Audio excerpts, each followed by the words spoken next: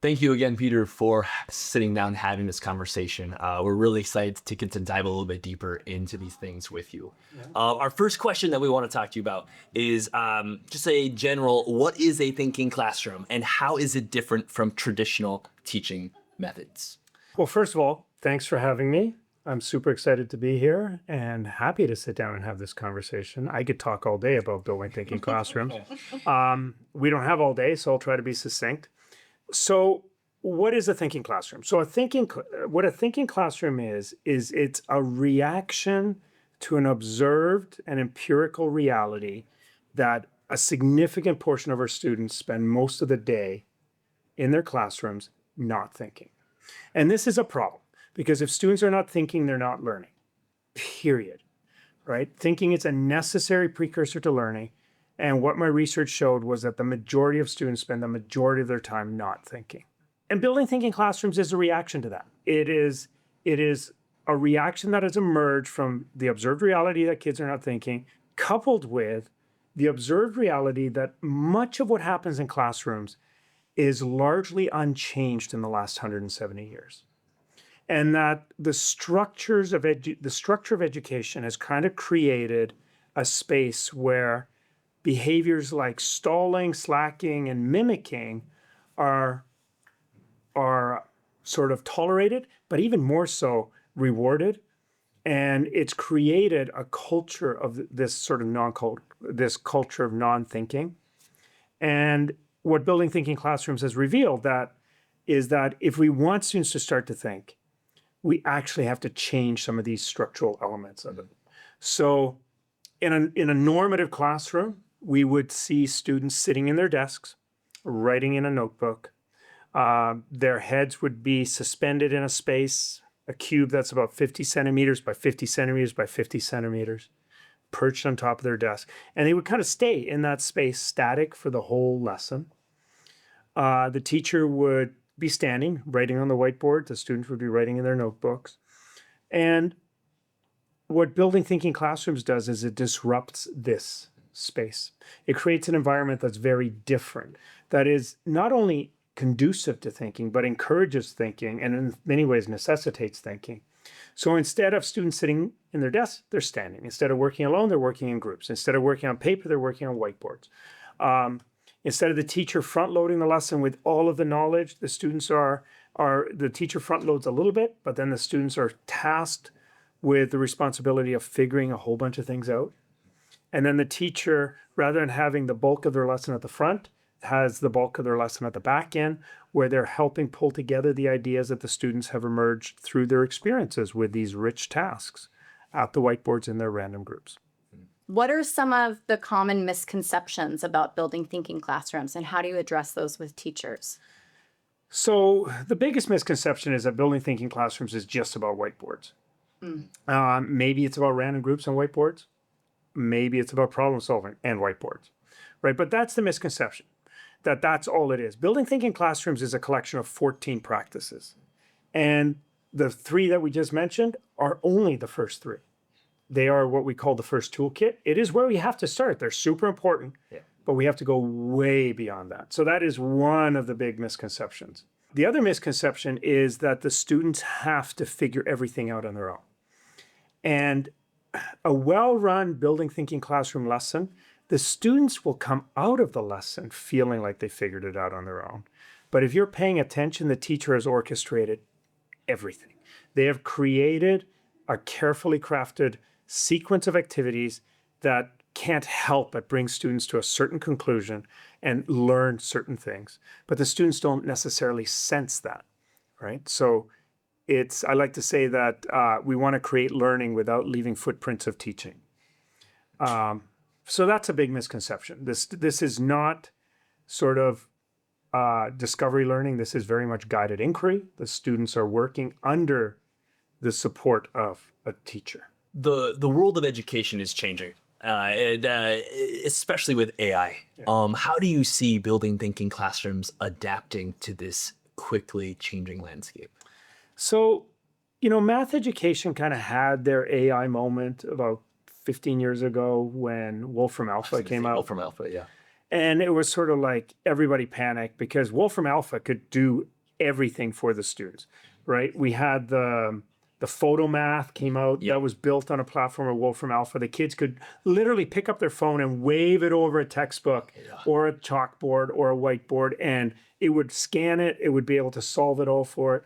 And it wasn't AI. It was just a really, really intricate Turing machine is really what it was.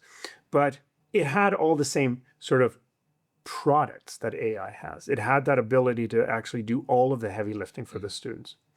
So I think we kind of came to grips with it back then. And we came to realize that we have to shift our perception of what math is, right? Like the computer can now do all of the things that like we used to think was important 50 years ago. Right? Like 50 years ago, you got to be able to do long division and calculate a square root by hand. And why? Because you got to balance your checkbook. And right, like it was all of these things that we had to do by hand. We had to factor quadratics and we needed to do synthetic division. And we had to do all of these things because technology wasn't able to do it for us. Now the technology can do all of it for us. Right, exactly. And now we're kind of in this moment where, and we've been in this moment for 15 years, where it's like, hold on. If the technology can do that for us, what's left for us to do? Well, what's left for us to do is make sense of what the technology is doing. The technology is just a black box, right? If we don't know what's coming out of the technology, then we are in trouble. Like we don't understand what's coming out to make sure that it's sensible. And like one of the things that Wolfram Alpha does that AI doesn't is Wolfram Alpha doesn't make mistakes. Right. AI will invent things when it doesn't know what it's doing, right? They call it hallucinations, but AI just invents things. Right. And students really, if they're using AI, really need to have a sort of sober second thought, the ability to look at what AI is giving them and then decide if this is in fact what they're asking for. And if it is what they're asking for, if it's correct. They don't need to do the manual calculation, but at least to be able to look at it and have a sense of it, right? So I don't think AI is really offering kids anything more than Wolfram Alpha did in terms of a way to cheat the system. Right. But in terms of as a support for learning, and I think this is where AI is going to be a game changer in education in general, is the ability for AI to produce for students custom materials for them to learn things on their own. So if there's something they forgot or something they didn't understand, they could ask AI and AI will be able to almost immediately create something that the students can learn from. Right. Whether that's a video, documentation, and then be able to produce examples and give questions that the student can use for practice. Sure. So AI is going to, in many ways, be able to, I don't want to say it's going to be able to replace the teacher, because I think the more we go down the path of technology, the more indispensable humans are becoming. But AI might be able to replace a tutor, right? The way AI can help a teacher is that if a teacher knows what they want a lesson to look like, they can use AI to do the heavy lifting of crafting some of the sort of tedious details of that. Sure. But again, you got to know what it is you want it to look like when it comes out the other end to make sure that it produces that. So it's not going to be able to replace that sort of critical thinking that humans can do, at least not yet. Because AI is coming up with answers, but not necessarily the answers to the questions that we're actually wanting answered. If you could give advice to schools that are looking to create a culture of thinking, what's some advice that you would give schools? So first, if I'm talking to a school, like we're talking to a staff, we're talking to the wider community of parents and all the stakeholders, I think the first thing that needs to be understood is that there is no learning without thinking, right? And I think people need to come to understand that. And that's not my result. That's something we've known from psychology for decades. The second thing I think we need to come to grips with is that conformity and compliance is not thinking, right? Like sitting down and following the rules is not thinking. Thinking is what we do when we don't know what to do, right? So we got to put students into a position where they don't know what to do so that they have to think their way out of it. right? And once we come to grips with that, that is what's necessary for learning. And that is what's necessary for creating the kind of citizens that can take the learning that from school and into society or into post-secondary education. Once we come to grips with that, then the question is, how do we do that? And that's when we dive in to building thinking classrooms. Building thinking classrooms gives teachers a set of 14 tools so that they can redesign the environment of the classroom so that thinking will be able to start. Because one of the things we learn in our research is we can't go into an environment that for 170 years has been focused on conformity and compliance and then just one day say, okay, now I want you to think. Because the students cue to the environment. Their behavior is indexed to what the environment is. So if they go into a classroom that is designed exactly the same way as has rewarded them and allowed them to be successful through conformity and compliance, it is impossible to get them to think in that environment. We're going to have to break those norms. We're going to have to change the environment. And that's where those first 3 practices come in. Thinking tasks, random groups, vertical surfaces. This disrupts that norm, creates an environment that students bring a new way of being into. And then once we're through that, and that takes anywhere from a week to 2 if you're diligent with it, then we move into the second toolkit, and there's more nuanced practices there. That first toolkit, it feels like it's all about the teacher change because the teacher has to change so many things, but it's not about the teacher at all. It's about changing the students. It's about giving the students a new reality in which they can start to be different in. The second toolkit is all about refining the practices of the teacher, right? And then we move into the third toolkit, which is where we really start to cover content quickly.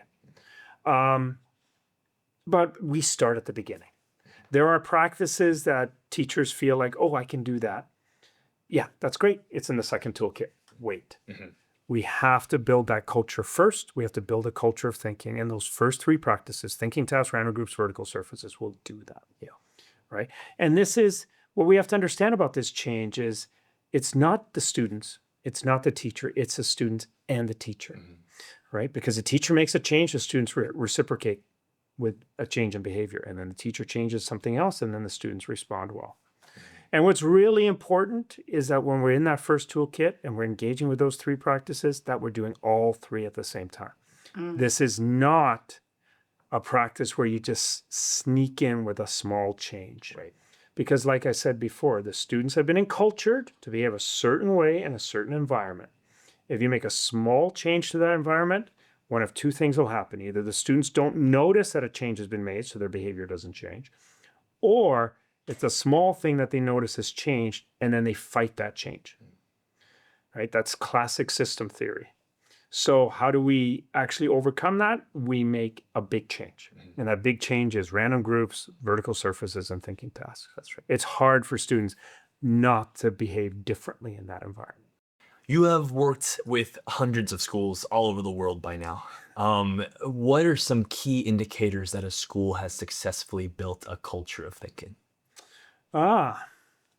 So there's leading indicators and there's trailing indicators. Okay. So leading indicators are the things you can see right away. And these are actually the most important because those are the ones that are going to allow you to make in the moment changes when you realize, okay, we're not doing enough of this, we're good on that, and so on and so forth. So what are leading indicators? Attitudinal surveys, right? The kids' attitudes towards math, what math is, what it means to learn math is shifting, right? Attitudinal changes among the staff around what is math, what does it mean to teach math, Right. and what are my students capable of, right? Like those sort of shifts are almost immediate and you can start to measure those right away. A really, really important one is the level of visible engagement. So thinking is an invisible process. It happens in the mind, right? It's cognitive. I can't see if you're thinking, I can't see what you're thinking, right? It's completely private. But engagement is an embodied process. It happens in the body. It manifests through the actions of the student, of the learner, right? I can see if you're engaged. I can see it in your eyes. I can see it in your gestures. I can hear it in your voice. I can see it by the way you lean in, the way you animate yourself. I can see if you're engaged. The flip side of that coin is you can't hide your engagement from it. So if I'm standing in a classroom and I look out across that sea of students and I don't see engagement, there isn't any. They're not hiding it from me. They can't hide their engagement. The thing about thinking and engagement, although they're different, right? Thinking is an invisible cognitive process. Engagement is a visible, physical, embodied process, is that they always travel together. If students are thinking, they are engaged. If they are engaged, they are thinking. So engagement, which is really easy to spot and really easy to document, is a really good leading indicator whether students are thinking or not. And you can actually measure within a class how many students are thinking, how long are they thinking for, and you can see those changes day over day over day. So these are leading indicator. Trailing indicators are things like student performance. Although student performance on standardized tests is not actually a measure of learning, Right. it is an indicator that something is going right, right? Like if you see changes, improvements in performance, it indicates that something has gone well. The problem is that it's really hard to see change because we're always measuring change across different students. But you can start to see things like more students taking elective math courses. You can see students reporting that they've changed their behavior around mathematics, shifts in the way they're doing career planning. These are sort of trailing indicators, right? They start to feel empowered. They start to feel like I can do this. I can take that. I can aim for that sort of trajectory at university because I think I can get through the prerequisite math. Right. So those sorts of shifts are sort of trailing indicators.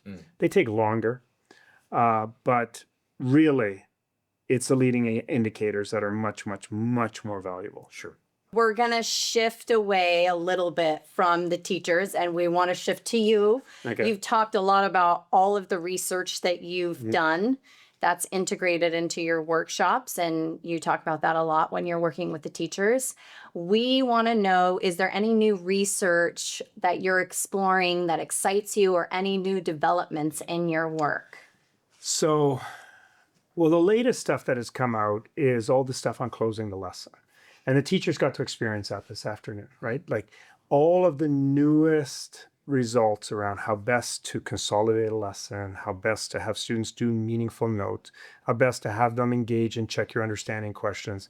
It was all embedded within that workshop. And the teachers are going to see that over the next 2 days. So that's been really exciting because those have actually made big differences in the way students' thinking and understanding is developing in the classroom. And they all have to do with how you close the lesson, right? They all have to do with what happens in the last third of the lesson. So that's been exciting. Currently, I'm working a lot on trying to amplify the empathy that starts to emerge within a thinking classroom through small routines that we can do that get the kids to care more about each other. And when we see that, it shifts the way collaboration looks. But I think the thing that is most exciting right now is I'm working a lot on building thinking classrooms cross-curricular. So I spend I would say about 40% of my consulting time now in cross-curricular settings. So I'm working with language arts teachers, social studies teachers, working with science teachers, technical education, foods and nutrition. I'm working with teachers from all areas. And the sort of really interesting structures that are embedded within education in general that make language arts seem very different from math or very different from social studies and science. And it turns out that when you get under the skin of these structures, there's actually a lot more in common than there is differences. So when we find that common ground, it's really easy to translate ideas like building thinking classrooms from one context to another, but also working on some really interesting instructional routines that teachers can use to build engaging lessons in lots of different subject areas that are not complex for teachers to embrace, that have been shown to really engage students in pretty much any subject area. I liked the empathy boost. Yeah, it was Because even though I work with the teachers that, we were with today, yeah. I still felt like I was able to make a little bit of a different connection with Yes. them by going through the Yeah. this or that. Yeah. I think the bit about Those were how fun. in our classrooms it's hard to care about a student or a fellow student in that classroom if you don't know their name. Yeah. I feel like it's so important to make sure that we start at that bar and then move from there to create that empathy. Yeah. Kids don't care about each other if they don't know each other's names, Yeah. right? And they don't care much about each other if they don't know something about each other. So we have to break through those things. But we don't need huge, arduous icebreaker activities. Right. We don't need to get deep and personal. We just need to find out one little thing about each other every day, right? Do you prefer pancakes or waffles? Or do you prefer the DC or Marvel universe, right? Like what do you prefer? Yeah. And just getting to know each other a little bit on those really sort of surface ways gets kids to care more about each other. Builds those connections. Yeah. Yeah. And kids don't know each other, Yeah. right? They move through the schools in these little herds, like herds on the Serengeti, and they stay in their little groups. And they may be part away from their group sometimes, but they always come back to their group. And so, but it's when they actually have to engage with each other, they know of each other, but they don't really know each other. Right. Yeah. Or they need to get to know each other. Yeah. And that's true of adults too, to be honest. Oh, yeah. Sing. We'd like to shift now to some questions that we think might interest our parents a little bit. Our first one is, are there any particular skills or habits of mind that building thinking classrooms help students develop that parents might not immediately recognize? So what are some of these sort of, we call them competencies, these sort of competencies that students develop. So I'm just going to rattle off a couple. Please. Perseverance, willingness to take risks, tolerance for ambiguity, right? Ability to communicate. So patience. So patience with themselves and patience with others. So what do all of these skills, competencies have in common? Well, for one, these are all competencies that are going to just make them a better learner in a thinking classroom, right? If we have a student who's working in random groups with a student that they've never worked with before, their ability to communicate well, be patient, to persevere through difficult mathematics, like all of these things, a willingness to take risks, are all of these things that are going to allow them to take a step forward, right? And to do so without fear. It's always a next step, right? It's easy to think that the only way to move forward in math is to know what the next math thing that they need to know, but it's also the next sort of competency that they need to enact, right? But it's more than that, because if you think about those ones that I listed, right? So willingness to take risks, perseverance, communication skills, tolerance for ambiguity, patience, right? They're going to make them successful in any subject, no matter how it's being taught, right? And it's going to make them successful in their volunteer work or in their jobs, or it's going to make them successful when they go into post-secondary and when they eventually come out of there and go into their careers and into all of their aspects of life, their social interactions, their professional interactions. Like, these are life skills. We downplay them by calling them soft skills, but these are not soft skills. Like, these are the skills that are going to make someone successful in life. They're not going to go into life and have a job that requires them to be able to factor a quadratic or graph a linear equation or to find the system of solutions.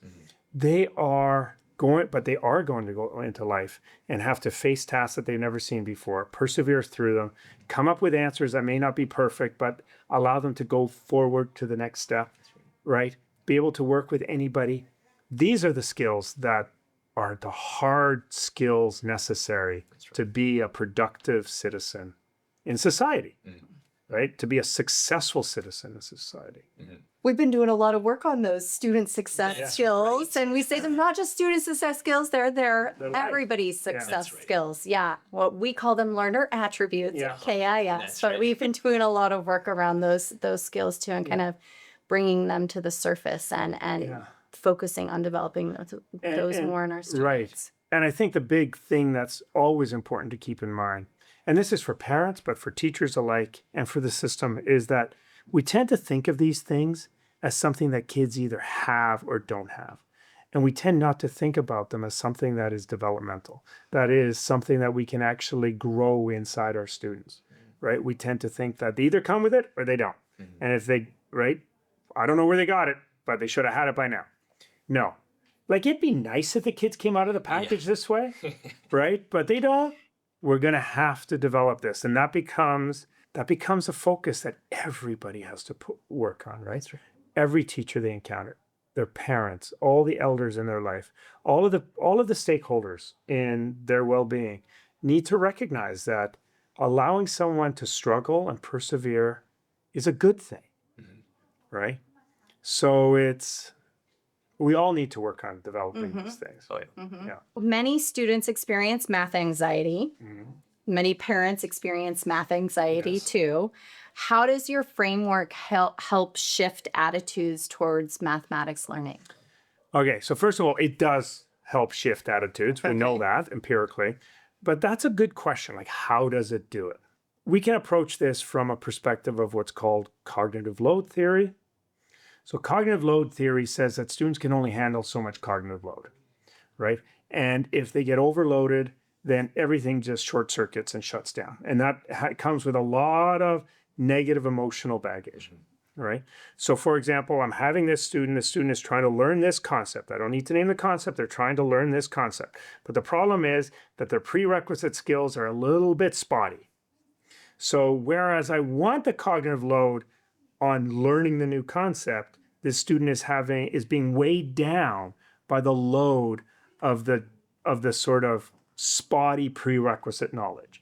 So they're putting a lot of energy into that area to try to just get to where they can learn the new concept. By the time they get there, they're just exhausted, right? And then it just becomes a self-fulfilling prophecy. I don't know this, I can't learn this. But what working in groups does is it distributes this load. Right now, I don't need to be the only one who carries the load of all this prerequisite knowledge that I might be spotty on. You can fill in some of those gaps for me, which allows me, you can do the heavy lifting on that part. So it allows me to focus on the new stuff so that I can actually grow forward while filling in the stuff behind, as opposed to this sort of really traditional view that no, you can't move forward until you filled in all the background knowledge. But the reality is that no one is ever going to have all their background knowledge, right? So we have to always move forward as we fill in and so on and so forth. So cognitive load explains why, in many ways, this shifts attitudes, because it allows kids to be successful today in a group, even though they might have gaps in some areas. A really powerful framework that I've used to look at this, is self-efficacy. So we talk a lot these days about growth mindset and fixed mindset. I'm assuming you've talked a lot about that here. Carol Dweck's work is instrumental around this, and understanding that when a student has a growth mindset, they experience learning in a different way, right? The big shift, the big place we see the difference is in assessment and feedback, right? So a student with a fixed mindset sees assessment and feedback as a description of who they are. So anytime that they're assessed or given feedback, it feels like a personal attack. Yep. Right. And when you are being attacked, you get defensive. Right. A student with a growth mindset sees feedback and assessment as a description of where they are. Right. And which means that I'm not taking things personally. I'm seeing this as a way to help me move forward. Right. And these two different mindsets are really, really powerful ways to talk about students who are very teachable or very coachable and so on and so forth. And we know we want everyone to be in a growth mindset. The problem with growth mindset and fixed mindset is it's a very binary system, right? I'm either have a growth mindset or I have a fixed mindset. Now it is situated, which means I can have a growth mindset in math, but a fixed mindset in science, right? I could have a growth mindset today, but a fixed mindset tomorrow. So it is very contextual. But when it's there, it's either there or it's not there. There is no continuum. Before we talked about growth mindset and fixed mindset, however, we used to talk about self-efficacy. So self-efficacy is this idea that what we believe about our own abilities is a really strong predictor of how we will be successful. So Henry Ford had this adage that whether you think you can or think you can't, you're right, right? If you think you're going to be successful, you will be successful. If you think you're not going to be successful, you will not be successful, right? This becomes very, and there's like decades, almost centuries of research on this around the self-efficacy work and how we understand how students' self-efficacy impacts performance and growth and learning, and also how we can change self-efficacy. So one of the things we've discovered in the Thinking Classrooms work is that on the journey from having a negative self-efficacy, believing that you can't do something, to having a positive self-efficacy, believing that you can do it, there are a series of milestones. So we have a student who has a really negative self-efficacy. They do not believe in their own ability.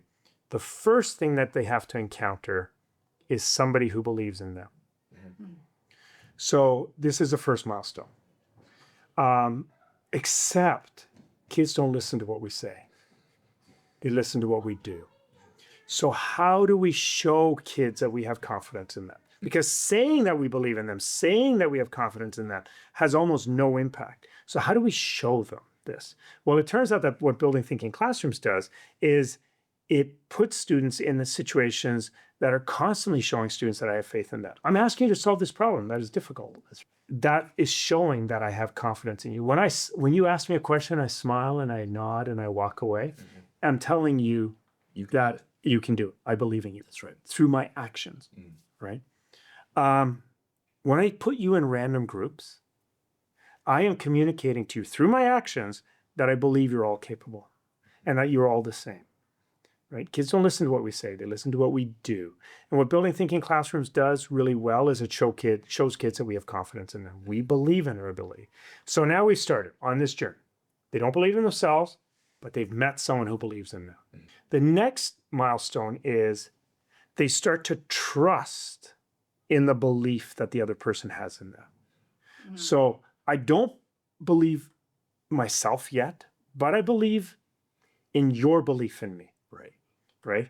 And we call that trust.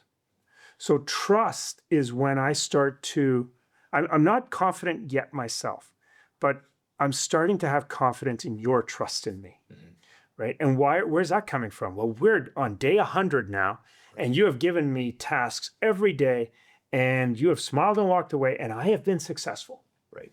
And I still don't believe that I can do it, but when you ask me to do it, I believe in your belief in me. And that trust is really important.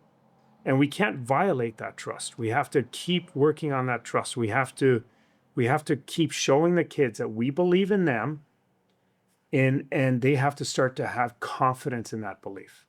That if I'm showing I believe in you, that they will be successful. And then they start to believe in themselves. And so Building Thinking Classrooms just has so many opportunities for us to create these experiences where we can shift that self-efficacy, right? Standardized tests are important to our students' lives. AP exams, SATs. How does Building Thinking Classrooms help prepare our students for success on those? One of the things we have to understand about standardized tests is that they measure something. What do they measure? They measure performance. And that's not necessarily the same as learning or understanding, and it's not a good predictor of future success. We know that, right? But it creates a really convenient metric through which students can be evaluated as they're moving through the various hoops of their life. So it's specifically applying to universities or colleges, right? And the performance on standardized tests is important for that purpose. Performance on a standardized test is not a measure of very many things that are important in terms of learning and understanding, but have become important not because of their effectiveness to measure those things, but because of their convenience at measuring those things. It is so much easier to look at how a student is performing and look at that 84.5% and then say, okay, now I can compare that student to the student who has 83.2%. We do have to understand that there are massive error bars on these, right? Like the SAT, which is the most tightly controlled instrument in the world, has a standard deviation of 30 points, right? Which means that if a student is scoring 800 on an SAT, or let's say 1,000, scoring 1,000 on an SAT, we can say with 95% certainty that their score is going to be somewhere between 940 and 1060. Like, it's got a 120-point range there. Yeah. And to sit there and say that there's a statistical difference between a student who is an 84.1 versus 83.2 is ridiculous, right? But coming back to your question, how does BTC actually help prepare students for this? So think of a standardized test as race day, and think of BTC as cross-training. If you watch the people who are competing in the final of the 100-meter at the Olympics, what does their training day look like? What does their training week look like? What does their training year look like? Right? In practice, how many times do you think they run 100 meters? Many. Almost none. Almost none. They will run 40 meters, 60 meters. They'll run downhill, uphill. They'll run with elastics. They'll run with accelerators. They do everything to cross-train and prepare for this. They're in the weight room. They're jumping. They're practicing their starts, right? They're practicing the first 10 strides. They're practicing so many different things. But what they're not really practicing a lot of is 100 meters. And that's true of pretty much every athlete out there.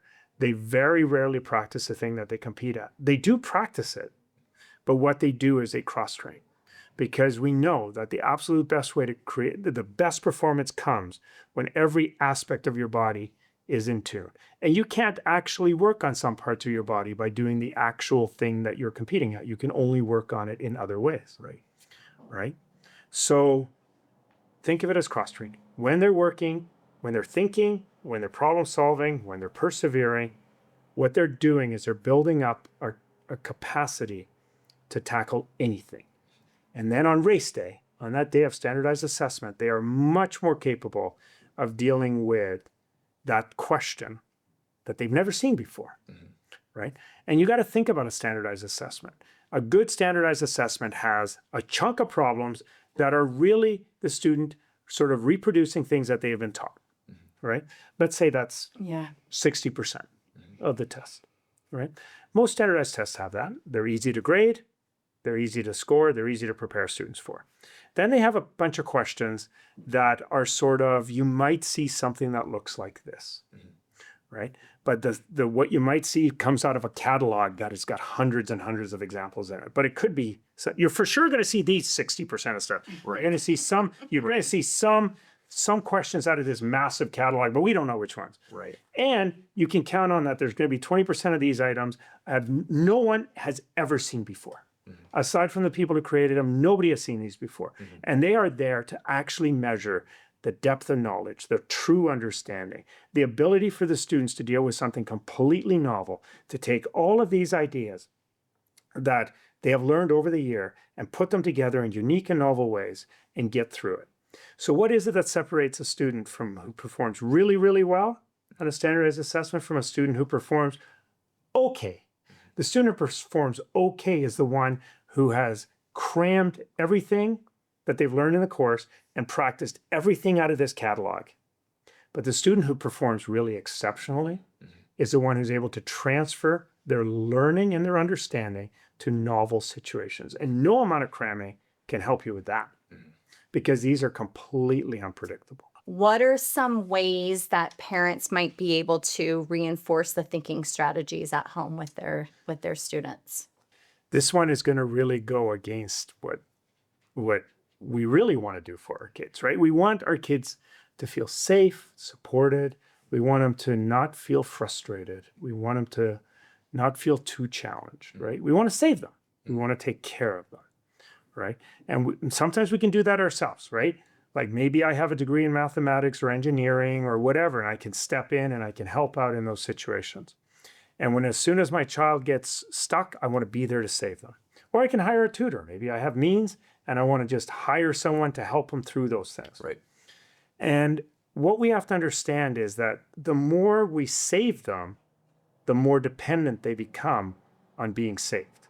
And the less independent they become and less capable they become at actually tackling challenging things. But there's a fine line, right? There are two types of frustration. There's a frustration that is, I can't do this. This is stupid. I'm stupid. I hate math.